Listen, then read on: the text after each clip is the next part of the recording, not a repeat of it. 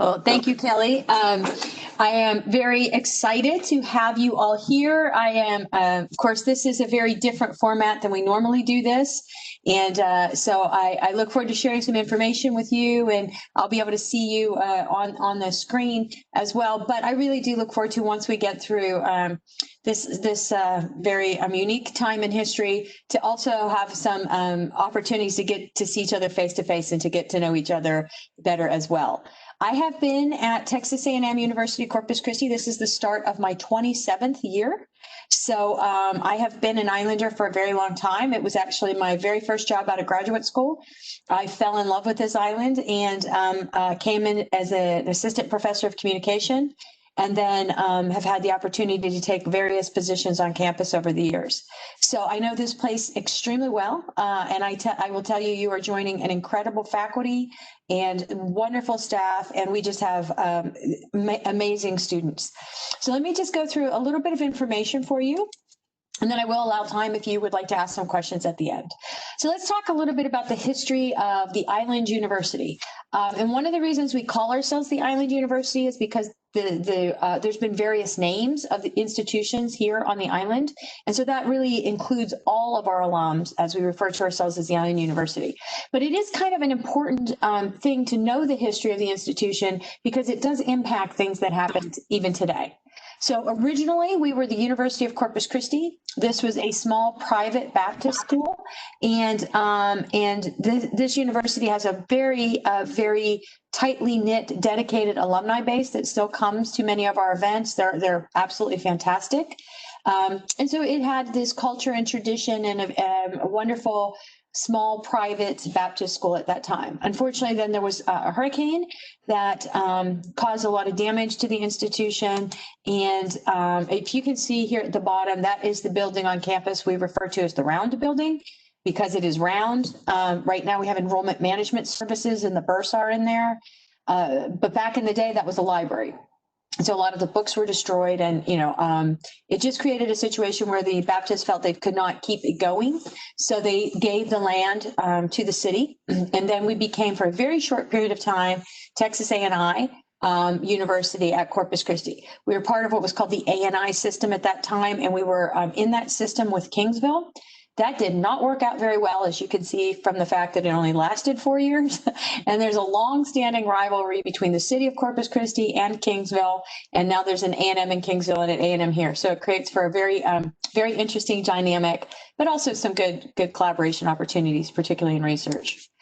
After A&M Corpus Christi, when we broke away from the A&I system, we were only allowed to do so if we became a 2-year institution only, or I should say upper division only. We had upper division classes and then a couple graduate courses at that time. And that was for,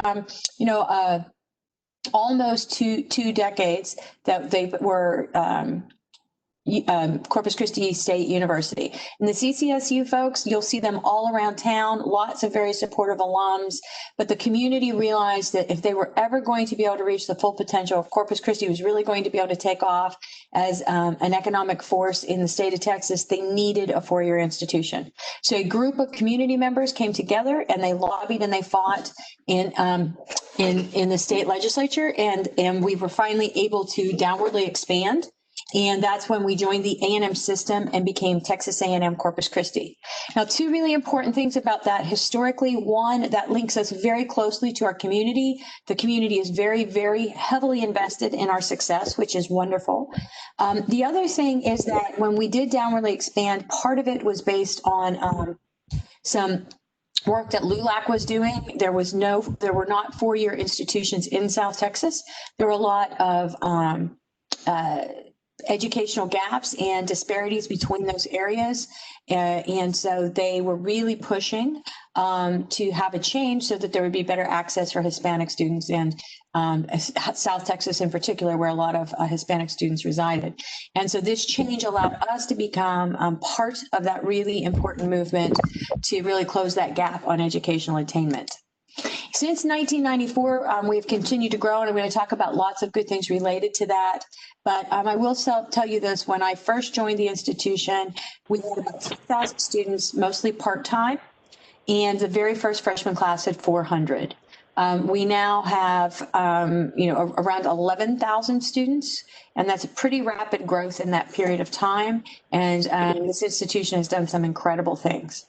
Now, you're going to hear people talk a lot about these various groups, so I wanted to introduce those to you. These are our governing bodies. So we are part of the Texas A&M University system. There are 11 universities in that system, as well as a lot of state agencies like the Texas Department of Emergency Management or AgriLife. It's a great resource, lots of folks to collaborate with. We are a very supportive group of one another, and A&M system brings with it a lot of prestige and power, so that is great. The A&M system is governed by the Board of Regents. Those are appointed by the governor, so those are governmental appointees. Our regents are just outstanding, fantastic folks, and we have a chancellor of the system. So I report to the chancellor reports to the board, and that's our sort of internal governing body within the system. Some other groups that have a big impact on us, and you'll hear about while you're here. One is, of course, SACS-COC. This is the Southern Association of Colleges, Schools Commission on Colleges. This is our accreditation body. You showed up at just the right, perfect time, because last year we went through our 10-year reaccreditation process, and I'm happy to tell you that we went through with 0 recommendations, and the board meeting's coming up, so we're looking forward to getting our feedback from there. But it was a very, very positive visit. Another group that is important to us is the Texas Higher Education Coordinating Board. This is a state group that really oversees higher education in many ways. You'll hear about TEA, which is the Texas Education Association. That's for K through 12. We are governed by the Texas Higher Education Coordinating Board. And one of their major goals is what's called 60 by 30 Texas, which is to have 60% of young people who graduated from high school to achieve some kind of post-high school credential by 2030. We are very involved in that because that plays a big role in our closing the gaps. And the second largest population growth in the United States is occurring in South Texas. So we have a lot of opportunity to recruit and help young people, particularly first generation students, improve and move forward. The other group that governs us is the Texas State Legislature. We get lots of money from the legislature. We get support from them for many of our projects. We also get a lot of rules and laws that we have to follow coming from the Texas State Legislature. So these are the main governing bodies. You will hear people talk about these. And I just thought it would be helpful for you to kind of be oriented a bit on what these different entities are. Now, our strategic mission at A&M Corpus Christi, and we are in the midst of a strategic planning process right now, but our strategic mission, and one that I certainly hope we keep or just modify slightly, is to become an emerging research university with an unparalleled commitment to every student's success, closing the gaps in achievement, and delivering a robust campus experience. And I'm going to talk about that a little bit more through the remainder of the presentation, but I want you to know that our commitment to unparalleled commitment to student success is something that we don't just say, but truly we all mean. We did receive just last year, and we're very excited about, we reached R2 status, R2 doctoral university with high research activity. That's a Carnegie classification. Originally, we were going for emerging research university, which is a state classification, but we really believe the R2 classification, because it's national, is wonderful, and it really speaks to the incredible growth we've seen in research. We are the #1 institution within the A&M system, behind College Station, of course, but in terms of our research expenditures, and we have a very vibrant research community happening here. We also have an unparalleled commitment to student success, which I mentioned, and I keep mentioning it, and I will keep mentioning it every time you see me, because it is so critical to who we are. When you look at our growth over the years, we really have expanded quite rapidly at times, quite steadily overall. I am very committed to continue growth, but continue controlled growth. This year will probably be an anomaly. But I did make some adjustments when I first came in as president because there were some concerns that we were letting in students that weren't properly qualified, letting them in sort of by committee. We stopped that process. We have a way for those students to come in now through a program with our community college. And it's called Viking to Islander program, or VIP. But what we saw when we made that change was a 300% increase in honor students, and we saw almost a 50% increase in the number of students coming in that qualified for academic scholarships.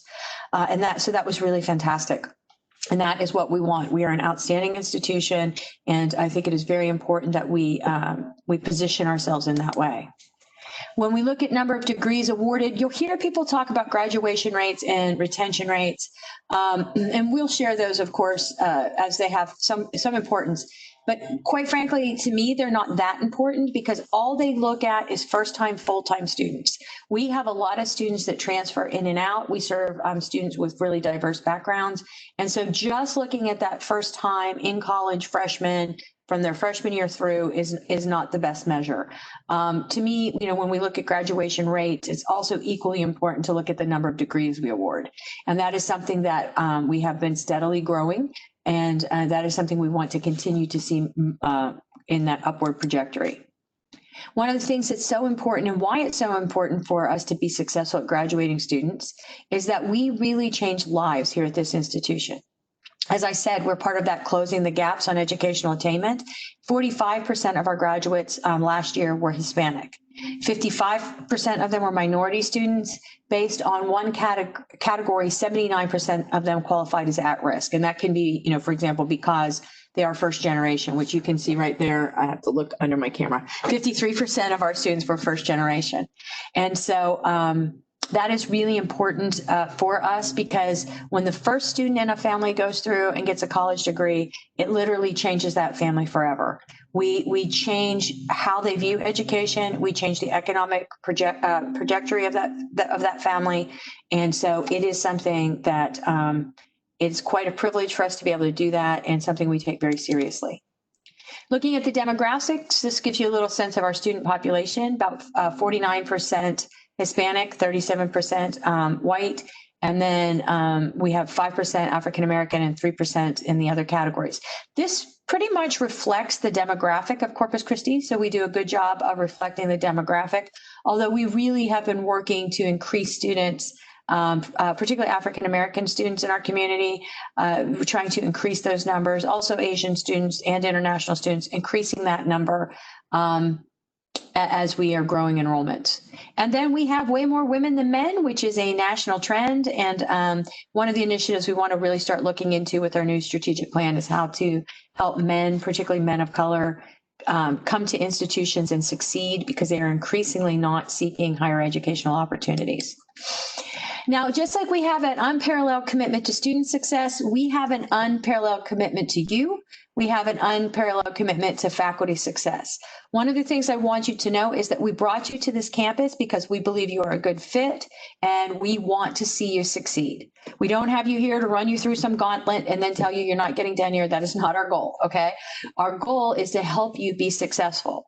Now, there are times where faculty members, for a variety of reasons, maybe they want to get closer to home or something like that, that we we end up parting ways between us and them. But my goal is that would always be positive and that we have a very warm and supportive environment here on campus. So I think you are going to see that there are a lot of people here invested in your success, and we encourage you to take advantage of that. So one of the things that we have done, of course, for your success, and I know there's later, you're going to get much more in-depth presentations on this, but we have worked very hard to put things into place to make sure that when we come back to campus, that we do follow all of the guidelines to make sure everybody is, that we are being careful and being safe. So we have social distance the classrooms, added plexiglass in these larger classrooms. Everybody has a mask. Masks are required. If people do not wear their mask, then they will be removed from campus. We have personal sanitation on top of the sanitation that we're doing through our janitorial services or custodial services. Also, everyone will get a bottle if they want to clean their own area. And so we are putting all of those protocols into place. We have 87% of our classes are either fully online or hybrid or hyperflex, whatever you would like to call that. So we've taken a lot of steps and precautions. I would encourage you to make sure you follow and look at all of our resources and guides, because you will help role model and lead our students when they come in this fall. But we are very serious about following these safety protocols and standards, and those who do not follow them, will be taken off of campus. If they're a student, they will face charges for code of conduct violations, and faculty and staff could be fired. So we're not, your safety matters. And so we're really following all of those protocols very carefully. Now, across campus, I want to introduce you to some of the people who are here to support and help you. Of course, you have met me, and I am the president of the university. There's Clorinda Phillips. I think you are going to spend some time with Dr. Phillips tomorrow. She is absolutely fantastic. She's our provost and vice president for academic affairs. And I'm a communications faculty member from my home discipline. Dr. Phillips is a sociologist. We also have Dawn Albright. Dr. Albright is the vice president of the Division of Student Engagement and Success, or as we call it, SEAS. And SEAS is many places you would call it student affairs, but we like acronyms, which I'll talk to you about that in a minute. Jacqueline Malman is the vice president for finance and administration. Jacqueline is over so many different things on campus, budgets and parking and new buildings and custodial. So if you have complaints, I would just say go to Jacqueline. That makes my life a lot easier. No, we work very hard to address any feedback and any concerns that we have, and she's quite fantastic. Usually parking is really high up on the list. Not so much this year. We have much bigger things to worry about, but I look forward now to the day when parking becomes the major thing we fight about. Next, we have Dr. Ahmed Mahdi. Dr. Mahdi is the vice president for the Division of Research and Innovation. He is a longtime faculty member here. I think he's almost to his 20th year in the area of computing science. And I will tell you, he is an incredible leader for research and innovation and commercialization. Get to know him. One of my favorite people in the world, just very collaborative and wonderful to work with. And he will definitely help you as you're moving into your research and creative activity. Jamie Nadarsi Barrera is our newest vice president. She's a vice president of institutional advancement. She was an internal hire, and so she's also been here for, I think, 10 years.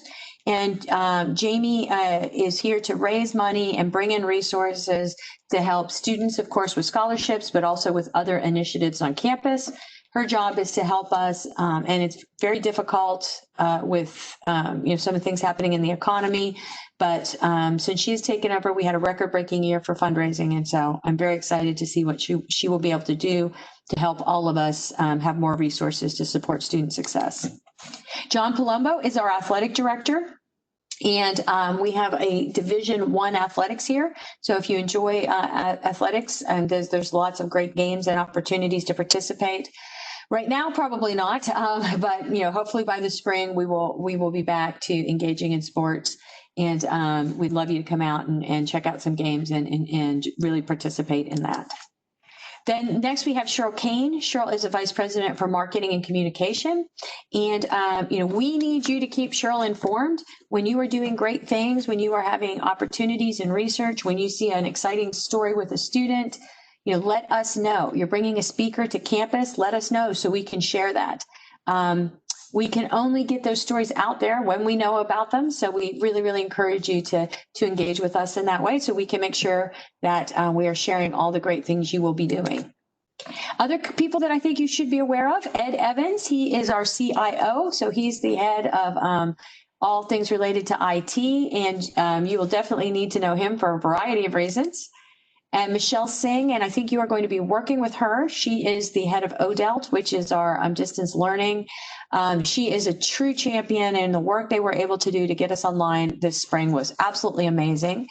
Please participate in those workshops and learn how to be an outstanding educator in online learning. It's part of our business continuity planning for hurricanes, that we are always ready to go online.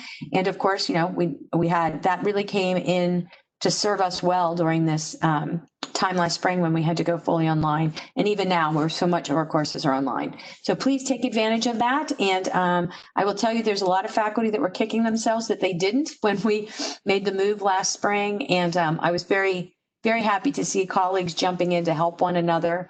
But you'd want to find yourself in a position where you're proactively ready for that. Then we have John LaRue. John is the head of compliance, and he will make sure we are following the rules and also help take care of you if you have any questions or concerns. So very, very important role here on our campus. And then I couldn't miss the opportunity to mention Dr. Kelly Smith, who you, of course, already know, director of CFE, but she truly is a great guide for you through this first year. Wonderful resource, and the things the CFE are doing are just fantastic. So please get to know Kelly and come to the workshops and the different opportunities that the CFE offers. So what I would like to do now is just take a moment to talk to you. Yes, there are people here to help you. You kind of understand the governing bodies and those sorts of things. But I just want to give you some insight on what it is to be an Islander from somebody who has been an Islander for 27 years. So I'm taking off my president's hat, and I'm going to give you the advice and some of the information I wish people had given me when I first arrived to campus. So the first thing is ask questions. There's research in my home discipline communication that says people feel like after the second week, they can't ask questions anymore. Well, that's crazy. You should be asking questions. I still ask questions, right? If you don't know how something works, ask questions. We're here to help. This is a weird environment, not all being with each other face to face. And so asking questions may be even more difficult than in other circumstances, but find someone that you feel comfortable with, or multiple people, and make sure you get your questions answered. We are happy to help you. Another thing I wish someone had told me about A&M Corpus Christi is that we are crazy about acronyms. We love acronyms. We talk in acronyms. I think we have more acronyms than the military. It is absolutely crazy. So back to that first thing I said, ask questions, because people will say things and you're not going to understand what they're talking about. And so it's okay to ask. I listed in your PowerPoint just some of the acronyms that we use regularly, and all the buildings have some sort of acronym, except the round building, which when you look on a map, it's not called the round building, but it's round, so that's very confusing. But almost the rest of them have acronyms. Lots of things have Corpus Christi in them, or the word hall in them, Bay Hall and Island Hall and Corpus Christi Hall. There's lots of places with halls. We haven't gotten that creative, but if you would like a building named after you, talk to Jamie and IA. She will give you naming rights for a price. But I definitely think that it's okay to ask questions. We use a lot of acronyms. And once you get to know them, that's fine. You'll have that insider Islander view. But at the beginning, it can be extremely, extremely confusing. So do not hesitate to ask questions, and you just tell them that I told you to do it. Another thing I would say is develop a support system. These are pictures of me over the years. That one in the top left-hand corner is my very first year here. That's Dr. Diana Ivy, and our offices were beside each other, and just talked to her on the phone yesterday. So she still teaches here, and the group underneath that is the group I came in with, and that is us receiving our 25-year pins. So we 27 years ago are sitting where you are sitting now, and we stayed. They became my support system. They helped guide me through so much of my time in every various role I've had on campus. They are still some of my closest friends to this day.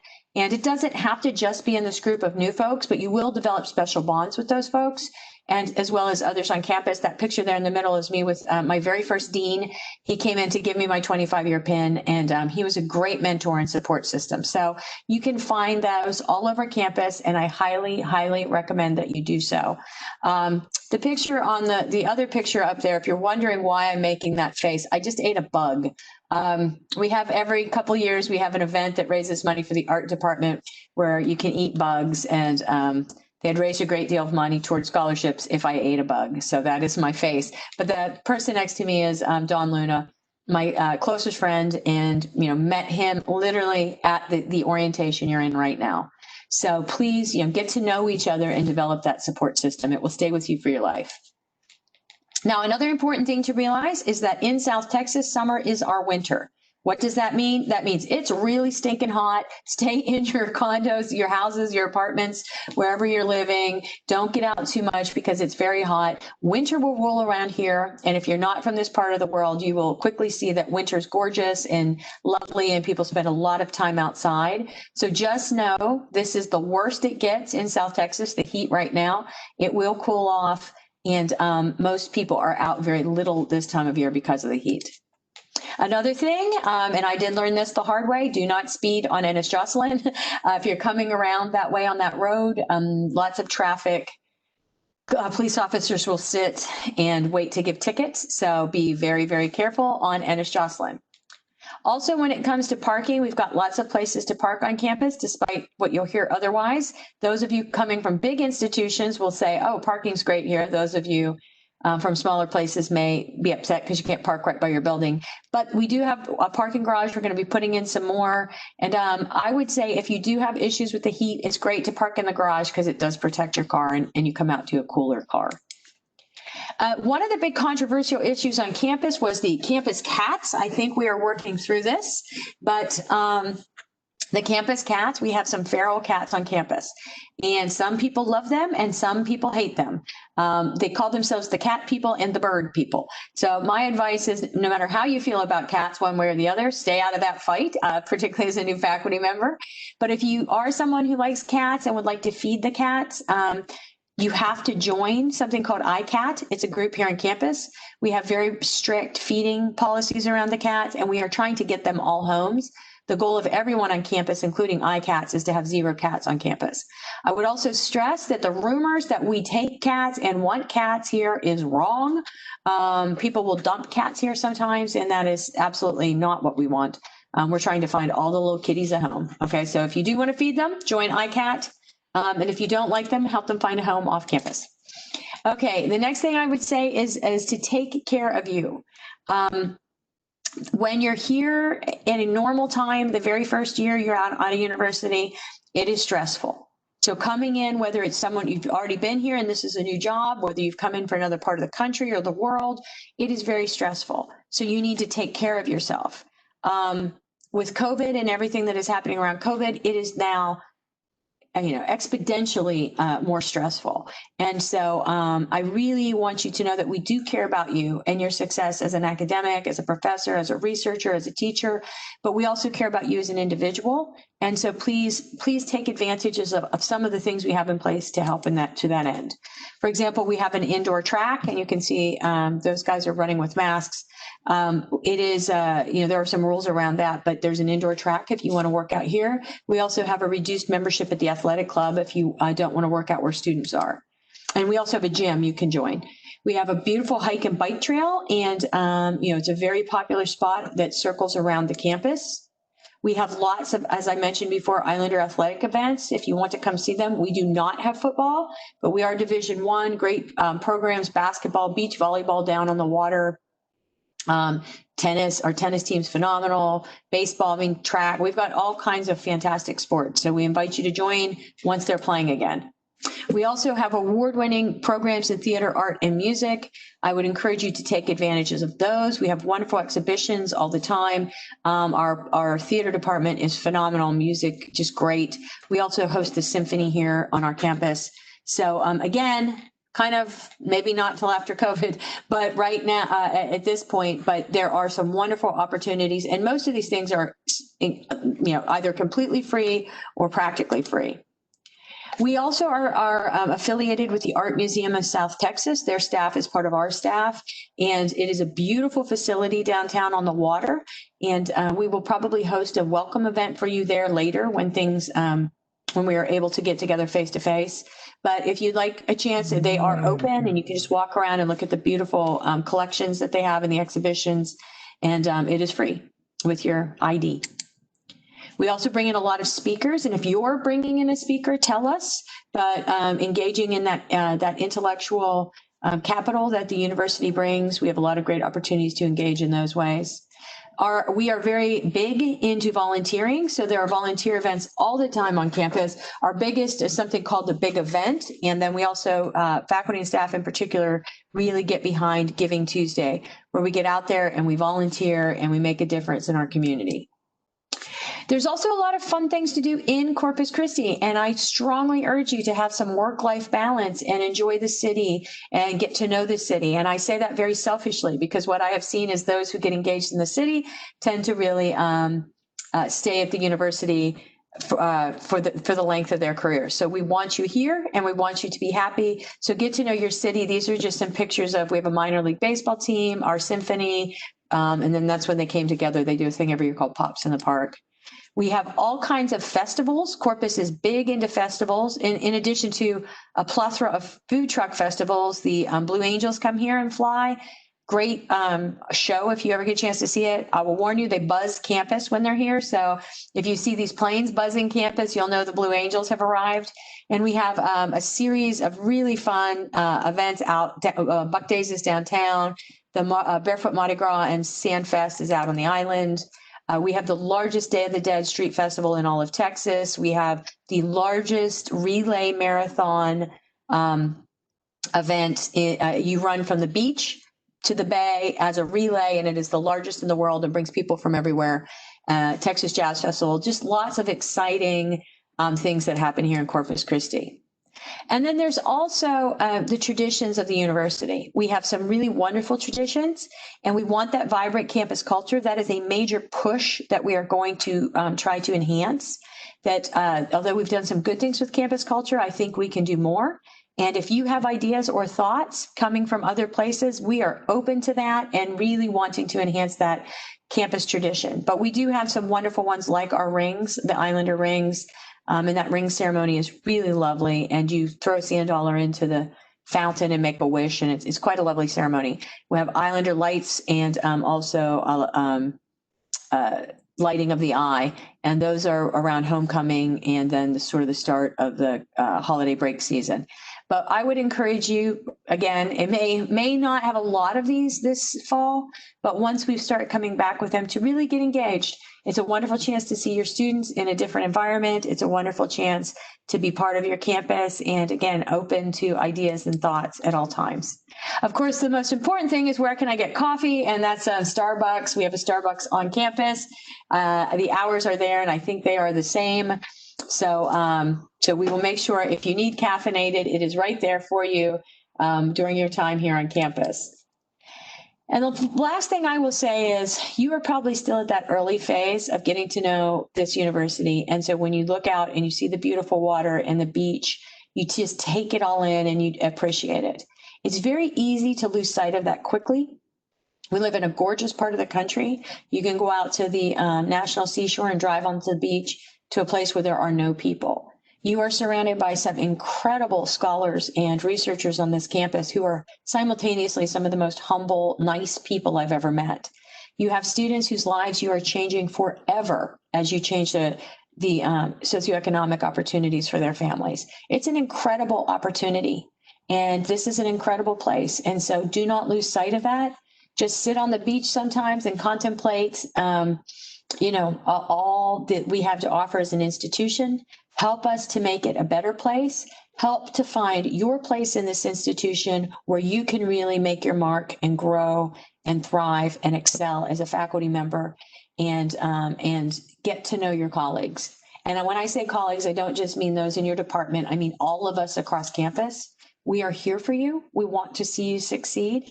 And I just cannot wait to someday be in a room with you all face to face and really have a chance to talk to you in more detail.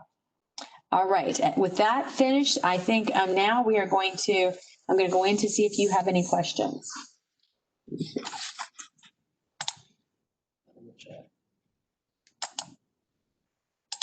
I think, oh, here we go. Okay, and I think that you can just unmute to chat, right, Kelly? Correct. You can hit unmute and ask questions freely. If you would like, you can also type any questions you have into the chat, but we did leave this WebEx open to where anyone could have a conversation with President Miller. And I go by Kelly. Kelly's being sweet. I don't go by Dr. Miller or President Miller. I'm a Kelly. So.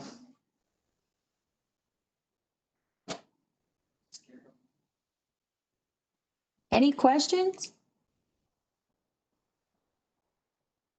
I can see Sarah Gonzalez on there. Sarah, I'm so excited that you are here joining us. I have known Sarah for many, many years, and having her join our faculty is very exciting.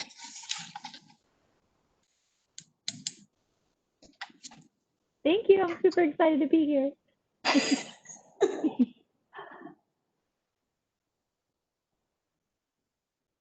Any questions? And they can be anything. Don't, you know.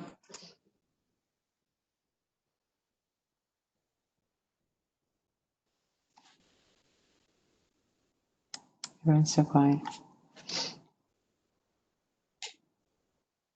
Okay. Okay, I guess we're good then. Oh, I'm sorry. Oh, go ahead, Rose. I was about to ask a question at the same time that you were wrapping it up. I'm so sorry. Oh, no, that's fine. I was just wondering if there was a place where I could look for more information about the Viking to Islander. That seemed very interesting to me since I went to a community college before going to university. So I know the impact that these type of programs have in our students. And a similar question was, what are the resources that you provide for recruiting more students? Okay, so for the Viking to Islander program, shoot me an email after this, just kelly.miller, same as everyone else, and I will get you either, depending on where, it'll either be with enrollment management or with academic affairs on the folks that are overseeing that. I would immediately tell you, I would send you to Melissa Gerald because she's the head of it, but she's on maternity leave right now. So I'll get you connected. But as far as recruitment, we overhauled or changed the enrollment management office and put a vice president over enrollment management, brought in a new vice president who I just realized pictures not in these slides because he's new. But his name is Andy Benoit, and he is fantastic. And so we're really working on lots of different things. So we have, large media campaigns. We're actually working on some new commercials and social media things right now to help position us well within the community, within the state. About 40% of our students are local, 60% come from outside of the Corpus Christi region. So we really are a destination institution. So we do normal things like, magazines and billboards and, that sort of stuff. But we also have programs we also have support for individual programs. So for example, when I was Dean over the Arts, the best thing I could do to recruit artists for the MFA program was to give them a little extra money when they went to a conference to take a student, and the student set up a table and then they did recruiting for us. So there's sort of those overarching things we can do, but then we have a graduate college and a head of graduate recruitment, and then same with the undergrads, and looking at different initiatives. And I know when I was a faculty member, I would go from time to time and visit different high schools and talk with people in different programs to help recruit. I was an honors faculty at that point. And so I would go, we take turns going and talking about honors. And, that was something that I think was really helpful. So we're really open to lots of different ideas and ways. And if that's something you're interested in, we will definitely opportunities to get you engaged. Great. And one last question is, how are we communicating with the students right now? I know that, for example, whenever I was teaching a class, I come from Texas Tech. We would just print out a poster, place it around the, the building, Right. That kind of stuff. But now with everything that is changing, how would I effectively communicate with the student population in general to promote my classes or my program, for example? So definitely, I think working with the university college because that's where you're going to be able to get into particularly undecided students who are undecided in their major. Right now, it is a little bit of a challenge, but we do use social media a lot, and it seems to really be effective at getting to our students. So developing some things to push out through social media. And what is your area? What are you teaching in? Translation. So I will be the coordinator for the translation certificate in the Spanish. Yeah. Mm-hmm. So you have to know how excited I am. I was thinking that was you. I wanted that program from the time I was dean. And so we're finally able to get that into place. I think it's a wonderful opportunity. And certainly I will talk with Andy and we'll get together and talk through that, because I do think it's a great thing to add on. And we actually had been talking about recruiting students who had graduated already to come back and get that certificate. So we'll be in touch on that. And yes, you are. When I was thinking, I think that's what you're doing. Yeah, very excited that you're here in that program, and to work together on that. Thank you. Okay, someone asked, what did you get the chat, Kelly, to say what's her favorite place to hang out? Yes, Liz Peterson is asking, what is your favorite place on campus to get out of your office and read, grade, think, people watch, etc.? Okay, so the places I like to go, there's several. One was the PAC lobby. So the Performing Arts Center lobby can sometimes not have many people, and it's very pretty. Now I'm telling you this, these places will get packed. No, I'm just kidding.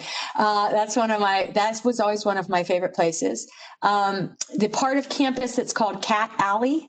It's when you're walking to the parking garage, you kind of leave Starbucks, you're headed to the parking garage, and you go past CASA, which is the center for, it's the tutoring center on campus.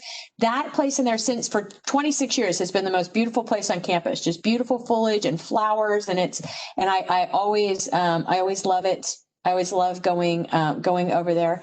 At the bottom of my building, Corpus Christi Hall, there's this little niche. And that's also a nice place. Like, it's right by the elevators to get up to my office. That's also a nice little place I like to go. I will tell you that I did not design this building that I'm in. It is so hard to find my office. I feel like I'm in one of those Etcher sketches. It's like just bizarre. So I love to be around people and see people. I did not design an office. It's almost impossible to find. We actually have these mugs that say stolen from the president's office to just encourage students to try to come find the office and take a mug. Yeah, those gazebo, someone just, I think Sarah just put up Hector P. Garcia Plaza is also a really, really nice place to go and hang out. The other thing that I really, really love to do, now I'm a Northeasterner. I was born and raised in Pennsylvania, and I love the shore. But the Northeastern shore is very different than here. If you do have a 4-wheel drive, or you don't even need a 4-wheel drive, but if you want to go out to the beach, I love to go to the National Seashore and drive, and you can build a bonfire on the beach and do it right before it gets dark, because I will catch myself on fire. So I have to make sure I have the fire in place before it gets dark, but you can just hang out, and the stars are amazing, and it's very calming. And, so I really, that's always something that I really enjoy. When I feel stressed out, head out to the beach, and I'm pretty fair, so I tend to do it more in the evening to wear sunblock. It's South Texas, wear sunblock, but it's very nice. Okay, other folks?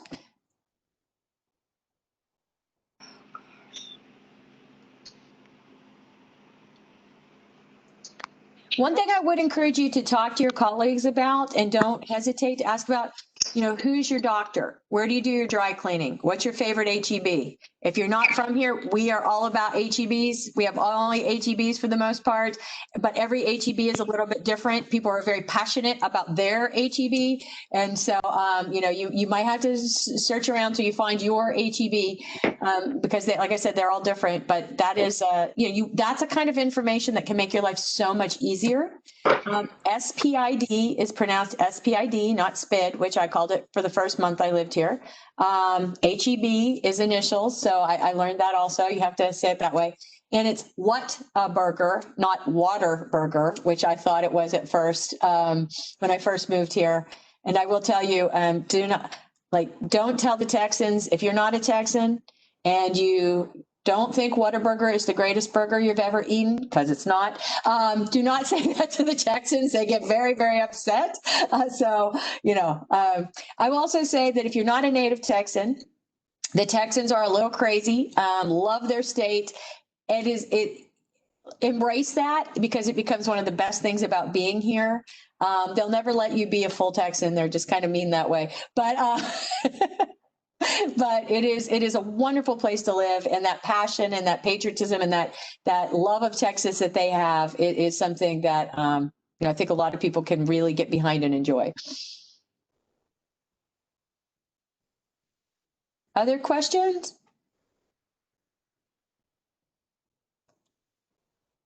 Okay. Well, one last thing I would just say is that, we are in a time right now on so many levels that's pretty stressful and can be pretty draining. And a lot of people are frayed a bit emotionally and so on. This is also, though, an incredibly exciting time for you. This is, you're in a new career, you're at a new institution, this is a wonderful time for you as well. And so, don't let anything take that away from you. Really, really enjoy the things about this place that you can experience now with COVID. And as we come out of this situation, there'll be so many other opportunities and things for you to engage in. And so really, take advantage of it now and later as things change, because this is your university. You are Islanders. We say, this is my island university. This is your island university. And we want you to make your mark here. We want someday you to be the one on this WebEx saying 25 years ago, I remember my first group, and here are the people that are still my friends, and here's the things I was able to do to contribute to the campus. And these are the things I was able to do for my students and my research or my creative activity and my profession. And so it is an exciting time for you, and we are very, very thrilled that you are here. And I'm incredibly grateful to all the folks that were smart enough to hire you. So we welcome you to the island and look forward to working with you. Okay, Kelly, any other questions for